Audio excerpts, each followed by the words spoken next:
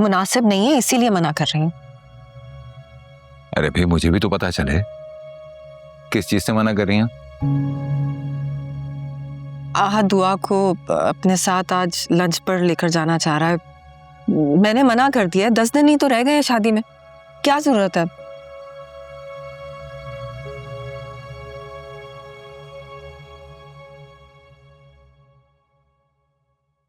तो कुछ जायका नहीं, जाने दें।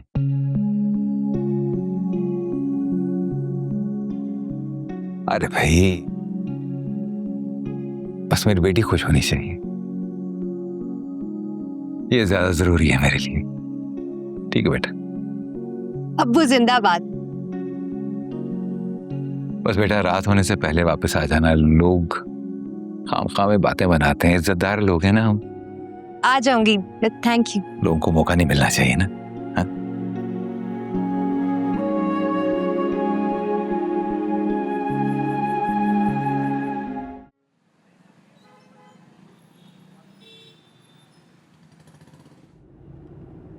क्या हुआ, कितने घूमो? कुछ नहीं। दुआ, एक बात पूछूं? तुम्हें लगता है कि तुम्हारे अब्बू चाहते हैं कि मेरी तुम्हारे साथ शादी हो? जाहिर है, वरना वो तुम्हारी मामा को मनाने क्यों जाते और मुझे इस वक्त तुम्हारे साथ क्यों जाने की इजाजत देते? और मुझे अपना कार्ड भी दिया है कि जा अपनी मर्जी से शॉपिंग कर बेटी। वही तो मैं सोच रहा हूँ कि आखिर इतनी मोहब्बत क्यों दिखा रहे? क्या? नहीं दुआ, कम ऑन सीरियसली, तुम्हें नहीं लगता वो इतनी मोहब्बत जो दिखा रहे हैं वो फेक है? हाँ, अब मेरी तुम्हारी लड़ाई हो जाएगी। मैं उनके खिलाफ एक लफ्ज नहीं बर्दाश्त कर सकती। दुआ, बात एक लफ्ज की नहीं है, बात पूरी कहानी, पूरी प्लानिंग की है। What? देखो दुआ, मुझे लगता है कि कभी कभी ना आप किसी बुरी नीयत या बुरे इरादे को छुपाने के लिए ना बिला वजह इनोसेंट, स्वीट और मोहब्बत करने वाले होते। तुम कहना क्या चाह रहे हो आहद? कुछ नहीं कहना चाह रहे यार, तुम बस अपना मूड खराब ना करो। वो तो तुमने खराब कर दिया। दुआ,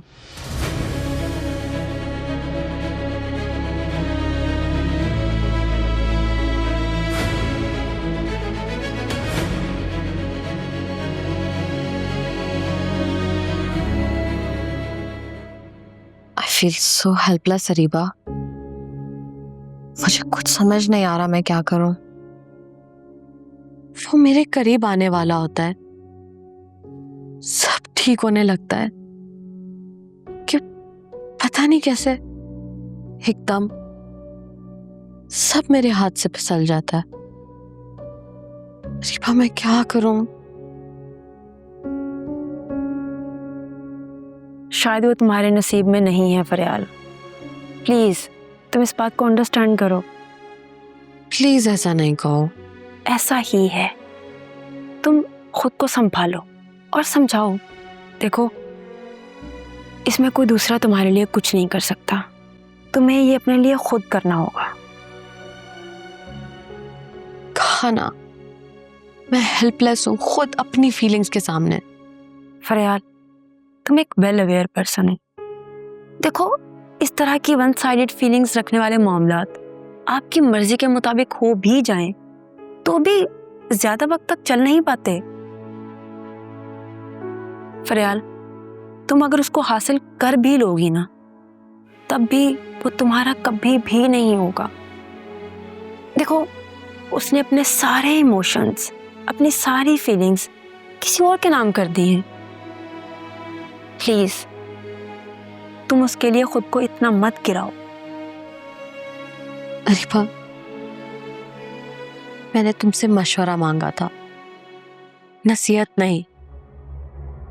तुम मेरी बेस्ट फ्रेंड हो, मैं तुम्हारे अलावा ये बात किसी से नहीं कर सकती। मैं तुम्हारी बेस्ट फ्रेंड हूं, इसीलिए तुम्हें समझा रही हूं। ये शराब है कि धोखा है? खुद को मत थकाओ इस सब के पीछे। मैं भी ऐसा ही चाहती हूँ, मगर क्या फरियाल? लिसन, बहुत अच्छी बात है कि तुमने जॉब कर ली है, और तुम्हारे भाई तुम्हारे साथ हैं। तुम्हें ना शादी के लिए भी जल्दी फैसला कर लेना चाहिए, और ये तभी होगा जब तुम आहत के शहर से निकलोगी।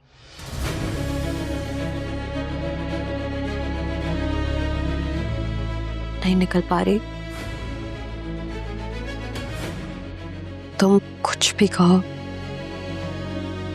कोई कुछ भी कहे, मेरा दिल ये कहता है कि आहत सिर्फ मेरा है और वही मेरा नसीब बने, चाहे मुझे नसीब से लड़के उसे छीनना पड़े।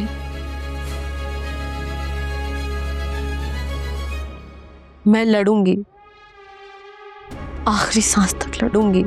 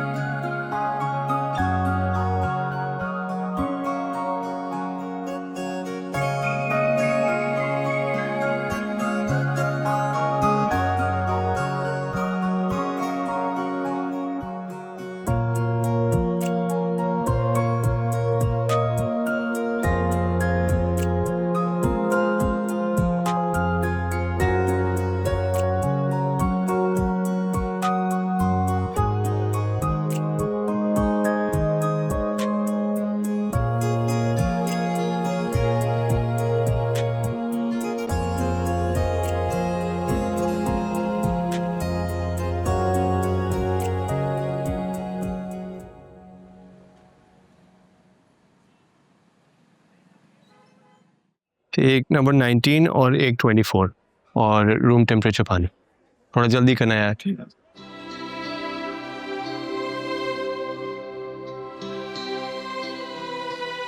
अभी नाराज हो?